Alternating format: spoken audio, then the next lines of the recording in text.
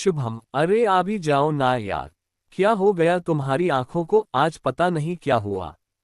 रुको, तुम ये सेहरा लगा के देखो। शुभम की आंखें लाल थी और वह शेरवानी पहने हुए आंखों में जैसे समंदर को थाम रहा था।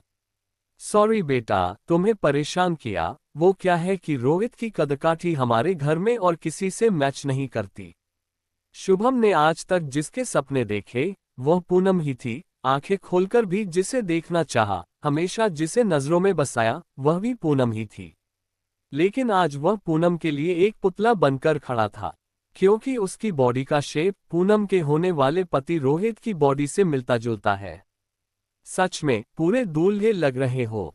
चलो इसी बात पर एक सेल्फी हो जाए, पूनम शुभम के कंधे पर हाथ रखते हुए बोली। एक आंख बंद कर, नाक फुलाकर और जीभ को लंबा बाहर निकालकर उसने सेल्फी ली। उसकी इस हरकत पर दीवारें भी मुस्कुरा उठी, पर शुभम जस का तस बना हुआ था। रोहित, इसमें अच्छा लगेगा ना? सेल्फी में शुभम की जगह रोहित की कल्पना करते हुए पूनम बोली। शुभम की आवाज कंपा रही थी, जैसे आज वह बोल नहीं पाएगा। उसने जैसे तैसे संभालते हुए बोला, बहुत अच्छी लगेगी। पूनम को शुभम की आवाज कुछ अजीब लगी। उसने पूछ लिया, आंखों में ज्यादा दर्द हो रहा है? देखो ये कितनी लाल हो गई है। शुभम ने बस हमें गर्दन हिलाए और आंसू की बूंद ढुलक गई। चलो जल्दी से कपड़े चेंज कर लो, मैं यही पैक करवा लेती हूँ और नहीं देखेंगे चाहे रोहित को पसंद आए या नहीं। पूनम एक सांस में ही सब बोल गई। बातें ही निकली कातिल यार की, अब कैसे मिले मंजिल प्यार की। कपड़े बदलकर वह आंख धोने के लिए वॉशरूम आ गया। उसकी आंखों से आंसू थम नहीं रहे थे। पानी को हथेलियों में भरकर जैसे ही आंख में डाल रहा था, अतीत की हर खट्टी मीठी यादें उसके आंसुओं से झड़ रही थी। 5 साल पहले वो इसी घर में आया था, किराए पर रहने के लिए। उसका सपना था आईआईटी में जाना, पर सभी इतने किस्मत वाले नहीं होते कि जो चाहे वो मिल जाए। पर एक नया परिवार मिला, वो क्या कम था। उसे याद आ रहा था जब रूम लेते वक्त उसे घर के रूल समझाए जा रहे थे, तब बीच में पूनम बोल पड़ी थी, पोछा लगाने के बाद जब तक सूख न जाए तब तक जमीन पर पांव रखना मना है। तब वहां सभी ने बताया था कि ये एक ही काम करती है और कोई उससे खराब नहीं कर सकता। ऐसी ही थी पूनम। कैमरे को देखते ही उसकी शक्ल बिगड़ने लगती थी। फोटो को बर्बाद करने में उसे पीएचडी हासिल थी, पर कुछ भी कहो, वो जितनी शक्ल बिगाड़ती उतनी ही प्यारी और मासूम सी लगती थी। पानी की हर बूंद के साथ हर वो लम्हा शुभम को याद रहा था, जो उस 1 साल में पूनम के साथ बीता था। खुद की पतंग कटने पर भी वो काटा कहकर चिल्लाना, सुबह ब्रश करने के बाद आंखें भींगी करके जीभ साफ करना, जब क्रिकेट मैच आने पर उसका फेवरेट सीरियल नहीं देख पाती थी तब बोलती थी, आज इंडिया पक्का हारेगी। जब सचमुच इंडिया हार जाती, फिर उन सभी भाई बहनों में इतनी ठंडी कि पूनम को रोकर ही सोना पड़ता। जब शुभम के ज्यादा पढ़ने पर और उसके बिल्कुल नहीं पढ़ने पर घर वाले ताना मारते तो बोला करती, शुभम इतना मत पाकर, ज्यादा पढ़ने से दिमाग खराब हो जाता है। उसे इडली खाने का तगड़ा चस्का था, पर बनाना कुछ नहीं आता था, इसीलिए अक्सर अपनी बड़ी बहन के कपड़े भी धोती थी। ये सब बातें शुभम ने उस वक्त कभी नोटिस ही नहीं की, पर जब आईआईटी प्रवेश परीक्षा में पास नहीं हुआ तो उसने बीएससी करना तय किया। उन 3 वर्षों में उसने महसूस किया कि उसे कोई लड़की कभी पसंद आ ही नहीं सकती है, क्योंकि इस दुनिया में कोई भी लड़की पूनम जितनी खूबसूरत नहीं है, उसके जितनी मासूम नहीं है, और दिल जितना पूनम का सुंदर है उतना तो किसी का हो ही नहीं सकता। शायद यही हर लड़के के साथ होता होगा जब वो प्यार में होता है। पूनम के घरवाले बड़े मिलनसार थे, छोटे बड़े फंक्शन में शुभम को याद करना नहीं भूलते थे। शुभम भी हर बार उनका दिल रखता था। अब तो धीरे धीरे पूनम को भी दिल में रखने लगा था। पिछले साल शुभम का बैंक प्रोबेशनरी ऑफिसर में चयन हुआ तो किस्मत से वो एक बार फिर अपनी सपनों की शहजादी से मिल गया। एक बार फिर शुभम उनके घर पेइंग गेस्ट था। तब पूनम की बड़ी बहन आरती की शादी थी और अपनी नई नौकरी की परवाह न कर शादी की जिम्मेदारियां संभालकर शुभम ने भी पूनम के परिवार वालों के दिल में खासी जगह बना ली। पूनम का छोटा भाई छोटू भी शुभम की देखरेख में पढ़ने लगा। इस 1 साल में शुभम के दिल में पूनम की जगह कुछ ज्यादा ही हो गई थी। पूनम की सगाई जब से हुई तब से शुभम के दिल में एक खौफ सा रहता था। कहे भी तो कैसे, पूनम की माँ बेटा बोलती थी उससे, और पूनम के पापा तो छोटू से ज्यादा शुभम पर भरोसा करते थे। पूनम भी तो शुभम को अपना बेस्ट फ्रेंड मानती थी। पिछले महीने जब से पूनम की सगाई हुई तब से शुभम की जिंदगी आंसुओं की ऐसी दास्तान बन गई जो शुभम के अलावा किसी ने नहीं सुनी। सब आंसू धो डाले और दिल को कड़ा करके शुभम मुंह पोंछ कर फिर से अभिनय करने को तैयार हो गया। उसने सारे सामान को कुली की तरह उठाकर गाड़ी में रखा, फिर उन्हें घर लाकर चुपचाप अपने कमरे में चला गया। मन बहलाने के लिए उसने व्हाट्सएप स्टेटस देखने शुरू किए। किसी ने राधा कृष्ण सीरियल की क्लिप स्टेटस लगा रखी थी, जिसमें भगवान कृष्ण बोल रहे थे, जब तक कोई अपने प्रेम को पाने के लिए अपने संपूर्ण प्रयास नहीं करता है तब तक मैं स्वयं भी उसकी मदद नहीं करता हूँ। मैं उन्हीं की मदद करता हूँ जो खुद की मदद खुद करते हैं। शायद अभिनय का जादू था या कुछ और। शुभम ने ये क्लिप बार बार देखी, उसे ये सचमुच भगवान की वाणी सी महसूस हुई। उसने तय किया वह अपने प्यार को इतनी आसानी से न जाने देगा, अपनी हर संभव कोशिश करेगा, वो भी इतनी कि भगवान को भी साथ देना पड़े। आज वो पूनम को अपने दिल की बात हर हाल में कहेगा, चाहे अंजाम जो भी हो, ऐसा उसने निश्चय किया। इस बात के रोमांच ने शुभम का सारा दुख भुला दिया। अब उसका ध्यान केवल इतना ही था कि कैसे वह उसको अपने दिल की बात बताए। पूनम रात को खाने के लिए बुलाने के लिए आ रही। इसी बहाने पूनम ने आंखों के हाल के बारे में भी पूछा, तो बातों बातों में उसने पूनम को कहा, अच्छा सुन, मैं तुमसे कुछ कहना चाहता हूँ। पूनम ने कहा, बोलो। शुभम बोला, वो क्या है कि मुझे तुम्हें ये बताना था। वो मैं भूखा हूँ, खाना खा के बात करें। शायद सिट्टी पिट्टी गुम होना इसे ही कहते हैं। कुछ बातें दिल में रहने की इतनी आदी हो जाती कि जुबां तक आना ही नहीं चाहती है। पूनम की मम्मी को भी कुछ अजीब लगा, क्योंकि फरवरी में न तो इतनी गर्मी होती है कि कोई पसीना आए और न ही इतनी सर्दी होती है कि किसी को कंपकंपी छूटे। शुभम के साथ कुछ ऐसा ही हो रहा था। उसकी जुबान में कंपकंपी छूट रही थी, पर माथे से पसीना बह रहा था।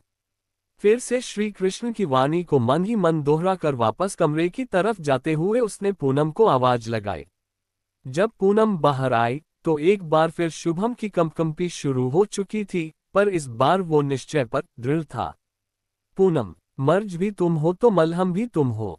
मैंने सुना है हमारा मन उपजाऊ मिट्टी सा होता है और भावनाएं बीज की तरह। आज तक मैंने दिल में कुछ नहीं छिपाया, जो दिल में होता है वही मेरी जुबां पर होता है। बस एक बात छिपा गया, इस दिल में तेरे प्यार के बीज दबा गया। उन बीजों को आंसुओं से सींचकर मैंने वृक्ष बना दिया है। बहुत बहुत प्यार करता हूं तुमसे। जब से तुम्हारी सगाई हुई है तब से मेरी आंखों में नींद नहीं, आंसू ही रहे हैं।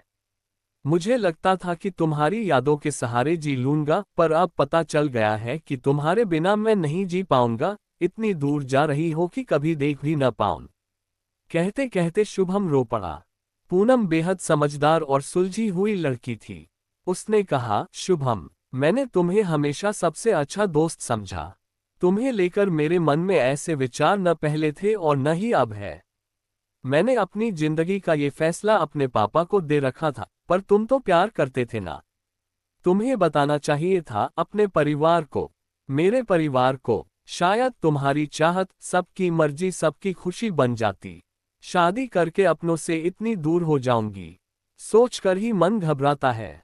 अगर रोहित की जगह पापा तुम्हें चुनते तो और भी खुशी होती मुझे। पर अब 5 दिन बाद मेरी शादी है, कार्ड बंट गए हैं, कितनी रस्में निभाई जा चुकी। अब तुम्हें ये सब बताना ही नहीं चाहिए था। अब एक दुख हमेशा रहेगा कि मैंने अपने सबसे अच्छे और सच्चे दोस्त को रुलाया है। सच बताऊं तो मैं प्यार, लव मैरिज इन सब को समझती ही नहीं, बस इतना समझ सकती हूं कि तुम्हारी आंखों में आंसू मेरी वजह से तो कभी नहीं होने चाहिए। पूनम जितना समझा सकती थी उतना उसने समझाया, पर टूटे दिल को कब चैन आता है। शुभम ने रोहित के नंबर लिए, फेसबुक अकाउंट पे भी जुड़ा, रोहित के ब्लॉग भी पढ़े, जो बड़े गहरे प्यार की भावनाओं से भरे हुए थे। रोहित के ब्लॉग पर उसकी हर कविताओं और कहानियों पर अपनी तरफ से जवाब दिए, जो शायद उसके टूटे दिल की गवाही थे। रोहित ने पूनम से भी शुभम के बारे में सुन रखा था, इसलिए उसने अच्छा रिस्पॉन्स दिया। फाइनली 2 दिन में व्हाट्सएप से वीडियो कॉल भी उन दोनों ने की।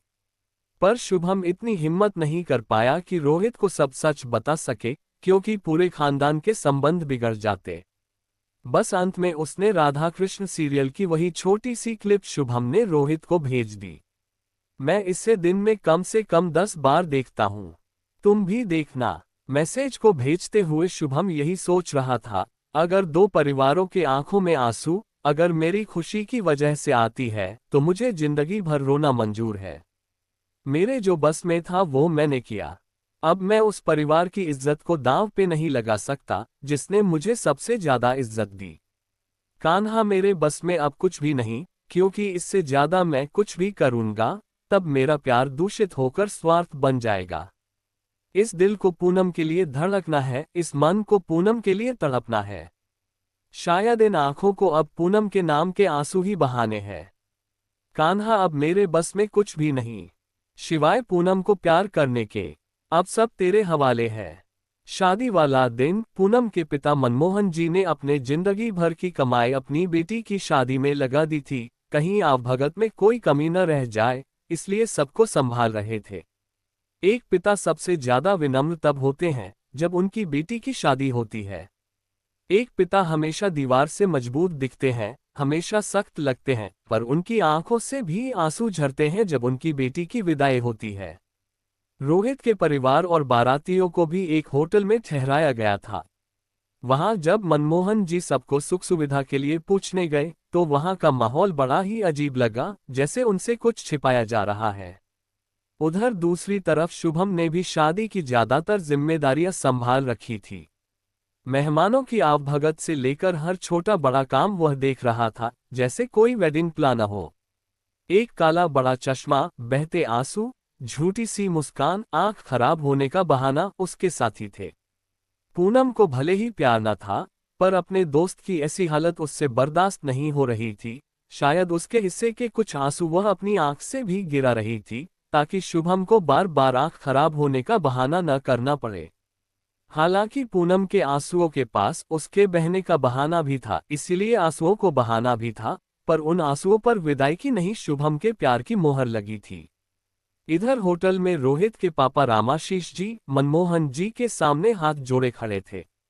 मनमोहन जी की हालत ऐसी थी जैसे काटो तो खून नहीं। रोहित की आंखों से आंसू बह रहे थे और वो मनमोहन जी के पांव पकड़कर माफी मांग रहा था। मनमोहन जी ने जैसे तैसे खुद को संभाल कर शुभम को फोन कर तुरंत होटल बुलाया। शुभम जल्दी आने के लिए बाइक लेकर आया। मनमोहन जी के चेहरे पर आंसू देखकर पूछ बैठा, अंकल सब ठीक तो है ना? आपकी आंखों में आंसू कैसे? हेलमेट पहनने के लिए जैसे ही शुभम ने चश्मा उतारा तो उसकी आंख को देखकर मनमोहन जी भी पूछ बैठे, तुम्हारी आंखों में आंसू कैसे? मेरी तो आंख खराब है, शुभम ने रटी रटाई लाइन बोली। और मेरी किस्मत, मनमोहन जी ने आंसू पोंछते हुए जवाब दिया। मनमोहन जी आधे घंटे तक कमरे को बंद कर पूनम और उसकी मां से बात करते रहे। मनमोहन जी जब बाहर आए तो उनके चेहरे पर सुकून था। उन्होंने शुभम से कहा, बेटा मुझे वापस होटल छोड़ दे, और हाँ, जो टेलर को शेरवानी फिटिंग के लिए दी थी वो भी शाम को होटल ले आना बाद में। जिस तरह का माहौल था, शुभम कुछ पूछ भी नहीं पाया। शाम को शुभम के भी मम्मी पापा आने वाले थे। जब उनको लेने गया तो मिनी बस को देखकर थोड़ा हैरान हो गया। कमाल है, आप, ताऊ जी, चाचा, बुआ, सारी फैमिली को ले आए, किसी को नहीं छोड़ा। शुभम की मम्मी ने हंसते हुए जवाब दिया, रणथंभौर का फैमिली टूर था, सोचा थोड़े राशन के पैसे बचा ले, इसीलिए आ गए सब के सब। वैसे भी तू शादी में काम कर करके कितना दुबला हो गया है, इतना हक तो हमारा बनता ही है। शुभम का परिवार बहुत ही मिलनसार स्वभाव वाला था। वे लोग कहीं भी जाए महफिलें जमा लेते थे। ऐसा ही कुछ पूनम की शादी में भी उन्होंने कर दिया। इधर शुभम जल्दी में टेलर से शेरवानी लेकर होटल पहुंचा। वहां उसने देखा रोहित पहले से ही शेरवानी में ही था। ये अमेरिका से लाए थे? शुभम ने पूछा। हाँ, रोहित ने शीशे में निहारते हुए कहा। शुभम ने रोहित के कंधे पर हाथ रख के कहा, ये जच तो बहुत रही, पर तुम्हें पहननी तो वही पड़ेगी जो मैं तुम्हारे लिए लाया हूं। रोहित ने मुस्कुराते हुए कहा, ये तुम्हें ही पहननी है। शुभम आंसू छिपाते हुए, नहीं मैं नहीं पहन सकता। रोहित ने अपने फोन का व्हाट्सएप दिखाया, जिसमें उसने इस शेरवानी में एक फोटो पूनम को भेजी थी। पूनम को ये शेरवानी ज्यादा पसंद आए और उसने इसी को पहनने के लिए कहा और पुरानी वाली शुभम को पहनने के लिए लिखा था। रोहित हंसते हुए बोला, देख लो क्या लिखा है मोहतरमा ने। आराम से न पहने तो जबरदस्ती पहना देना और आपकी नहीं सुने तो फोन पर मेरी बात करवा देना। अब पहननी तो पड़ेगी ही। शुभम ने हार कर चुपचाप ड्रेस पहनी। फिर रोहित की फैमिली को गाड़ियों में लेकर होटल से मैरिज गार्डन पहुंच गए। रोहित ने शुभम को एक पल के लिए भी अकेला नहीं छोड़ा, उसे अपने साथ रखा। लेकिन शुभम को तब बड़ा आश्चर्य हुआ जब मैरिज गार्डन में कुछ अजीब देखा। दो घोड़ियां। ये सब इंतजाम तो मैं ही संभाल रहा था, इतनी बड़ी गलती कैसे। रोहित ने तुरंत कहा, जब दूल्हे वाले कपड़े पहने ही है तो घोड़ी भी तो चढ़ना पड़ेगा। शुभम के समझ कुछ नहीं आया, ये सब क्या है। तभी शुभम की मां ने शुभम के कंधे पर हाथ रखते हुए कहा, आज मेरे बेटे की शादी जो है। शुभम का मुंह आश्चर्य से खुला ही रह गया। उसने बड़े असमंजस में पूछा, किसके साथ। मेरी मर्जी के बिना ही। एक आवाज पीछे से गूंजी, वो शुभम के पापा थे, तुम्हारी मर्जी से ही हो रहा है। ये कहते हुए शुभम के पापा ने सामने एक बड़ी से एलईडी की तरफ इशारा किया, जिसपे नाम लिखा था, पूनम संग शुभम। फिर वो सब फोटोग्राफ्स भी आए जो उस दिन मॉल में शेरवानी खरीदते वक्त पूनम ने शक्ल बिगाड़ कर लिए थे। शुभम को कुछ समझ नहीं आ रहा था। तब रोहित ने हाथ पकड़ा और कहा, शुभम मेरे भाई, कुछ चीजों पर हमारा वश नहीं होता है, पर इसका मतलब ये नहीं कि हम कोशिश करना छोड़ दे। अमेलिया मेरी क्लासमेट, हम दोनों बेस्ट फ्रेंड से कुछ ज्यादा थे। मैं काफी पसंद करता था उससे। मुझे लगा कि मेरे ओवर ट्रेडिशनल परिवार में वह कभी फिट ही नहीं हो पाएगी और न ही कभी पापा इस रिश्ते को स्वीकार पाएंगे। जो बात दिल में थी उसे दिल में ही दफन करने की ठान चुका था। पर वो बात निकली मेरी कलम से, मेरे गीतों से, मेरी शायरियों से। लोगों को लगता था कि मेरे ब्लॉग में सच्चे प्यार की महक है। और अमेलिया शायद जानती भी थी कि ये सब उसी के लिए है। अपनी सब रचनाओं के इंग्लिश ट्रांसलेशन बस उसी के लिए किए। मैं जिंदगी भर इस गम में जीने के लिए खुद को तैयार कर चुका था कि जिस लड़की से इतना प्यार करता था, हर सांस में जिसे याद करता था, उसे कभी पता भी नहीं चलेगा कि मैं उसके बारे में क्या सोचता हूं। फिर तुमसे पहचान हुई, तब लगा कि हमारी बॉडी शेप ही नहीं, सोच और समझ भी मिलती है, और हालात भी। तुम्हारी भेजी गई उस राधा कृष्ण की वीडियो क्लिप को देखकर लगा कि बहुत गलत कर रहा हूं मैं। दिल में उपजी ये सुंदर भावनाएं शायद भगवान का सबसे खूबसूरत तोहफा है, जिसके कारण पूरी दुनिया ही खूबसूरत दिखने लगती। और मैं पागल इन्हीं का गला घोंटने चला था। एक कोशिश भी नहीं की। मैंने उस क्लिप को बार बार देखा, फिर अमेलिया को अपने दिल की बात बता ही दी। वो पगली भी मुझसे उतना ही प्यार करती थी जितना कि मैं। बस उस पगली के पास वो वीडियो नहीं पहुंचा था। मैंने अपने प्यार के लिए लड़ना तय किया। मेरी आवाज को मेरे दोस्त, मेरी बहन, यहाँ तक कि मेरी माँ ने भी दबाने की कोशिश की, पर आखिर में मैं पापा को ये समझाने में कामयाब हो ही गया कि मैं किसी और के साथ प्यार की कल्पना तक नहीं कर सकता। आपका एक सख्त फैसला जो झूठे अभिमान और शान के लिए लिया गया है, वो 3 जिंदगियों में आंसू भर देगा, पापा समझ गए। उन्होंने मनमोहन जी को हाथ जोड़कर सब सच बताया। उन्होंने कहा कि मैं भी एक बेटी का बाप हूँ। पूनम मेरी बेटी जैसी है। मैं नहीं चाहता कि पूनम जिंदगी भर उस प्यार के लिए तरसे जिस पर उसका हक है। मैंने भी मनमोहन जी से माफी मांगी। पापा ने मेरे 2 कजिन्स को शादी के लिए तैयार किया, जिनको मेरी जगह शादी करने पर कोई आपत्ति नहीं थी, लेकिन इतने बड़े निर्णय को वो अकेले नहीं ले सकते थे। फिर मनमोहन जी को तुम घर ले गए, जहां उन्होंने पूनम से इस बारे में उन्होंने बात की। तुम जानते हो तब पूनम ने क्या कहा? प्रश्नवाचक चिन्ह प्रश्नवाचक चिन्ह। शुभम पूरे ध्यान से रोहित की बात सुन रहा था। क्या कहा पूनम ने? पूनम ने कहा, पापा क्या मेरी शादी के लिए वही विदेशी लड़का जरूरी है? क्या मेरा किसी और से शादी करना आपके संस्कारों के खिलाफ है? मनमोहन जी बोले, बेटा तुम्हें कोई पसंद हो तो बताओ। बताओ, मैं आपसे इतना दूर जाना नहीं चाहती।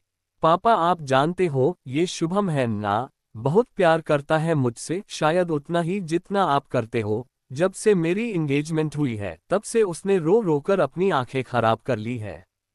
वो अपने दिल पर पत्थर रख सकता है, वो खुद की जिंदगी नर्क बना सकता है, वो आंखें खराब भी कर सकता है, पर मेरी शादी के मौके पर ऐसी बात आपके सामने करके आपका मूड खराब नहीं कर सकता है। शायद मुझे इतना प्यार करने वाला, आपकी इतनी इज्जत करने वाला कोई और लड़का नहीं मिलेगा। किसी अनजान के साथ इस बंधन में बंधने से अच्छा है मैं शुभम से शादी करूं। फिर क्या था, पूनम के मम्मी पापा दोनों राजी हो गए। उन्होंने तुरंत तुम्हारे घर फोन किया। कान्हा की कृपा देखो, तुम्हारे घरवालों ने बिना कोई सवाल किए पूनम की बात तुरंत मान ली तथा पूनम और तुम्हारे घरवालों ने मिलकर आगे सब प्लान किया। रोहित ने शुभम को सब सच सच बता दिया। मतलब वो व्हाट्सएप के सब प्लान था।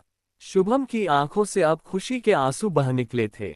रोहित ने कान पकड़ते हुए कहा, वो पूनम का प्लान था।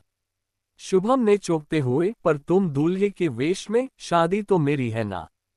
ये सुनकर तो रोहित मुस्कुरा दिया, मेरी भी है, अमेलिया के साथ। मनमोहन जी जब वापस आए थे ना तुम्हारे साथ तो बोले पूनम की भी शादी होगी और रोहित के भी। पर पूनम की शादी शुभम के साथ होगी और रोहित यानी कि मेरी शादी अमेलिया के साथ होगी। उन्होंने पापा से पूछा अगर आपको आपत्ति नहीं हो तो क्या मैं अमेलिया का कन्यादान कर सकता हूँ। पापा और मैं कुछ बोल ही नहीं पाए, बस उनसे गले लग के रो लिए। शुभम तुम अमेलिया को लेकर आए थे। रोहित आंसू पोंछते हुए, जिस तरह से पूनम की शादी में सारी जिम्मेदारी तुम उठा रहे थे, ठीक उसी तरह मेरी शादी में सब जिम्मेदारियां वही संभाल रही थे। शुभम के चेहरे पर काफी दिनों बाद मुस्कुराहट दिखी, यार वो तो मेरी ही बहन निकली। ठीक है साले साहब, अब मुंह धोकर तैयार होकर आ जाओ, वरना शादी के एल्बम का कबाड़ा हो जाएगा। शुभम का मन कर रहा था जैसे चिल्ला चिल्ला के भगवान को शुक्रिया कहे, पर उसने अपने दिल पे हाथ रखा और बस इतना ही कहा, थैंक्स कान्हा। शुभम ने बाथरूम में मुंह धोकर जैसे ही आईने में देखा तो उसकी आंखें फटी की फटी रह गई। आईने में श्री कृष्ण दिख रहे थे। शुभम कुछ भी नहीं बोल पाया, बस हाथ जोड़कर खड़ा हो गया। शायद रथ शुभम के अंतर्मन का ही कोई अक्स था या कुछ और, इस बारे में मैं कुछ नहीं कहना चाहता। भगवान शुभम को देखकर मुस्कुराए और बोले, डरो मत, तुम खुद को ही देख रहे हो शुभम, और खुद को ही सुन रहे हो। जब इंसान अपने दिल की सुनने लगता है, मतलब वो मुझे सुनने लगता है। तुम्हें लग रहा होगा कि तुम्हारी कहानी कुछ ज्यादा ही फिल्मी हो गई है। ऐसा हकीकत में कैसे हो सकता है, पर जब प्रेम निर्दोष हो और सच्चे मन से कोई प्रेम की राह पर चले, प्रेम को पाने का प्रयास करे, तब मैं खुद उसकी किस्मत में लिख देता हूं मंजिल पाने की। शुभम ने कोशिश की, बिना इस बात की चिंता किए कि वो सफल होगा या असफल। बस सब कुछ भगवान भरोसे छोड़ दिया और अपनी तरफ से कोई कसर नहीं छोड़ी। ऐसी ही कहानी एमी और रोहित की भी थी। इस निर्दोष प्रेम को मंजिल दिलाने के लिए कभी कभी असल में भी फिल्मों जैसी बातें हो जाती है।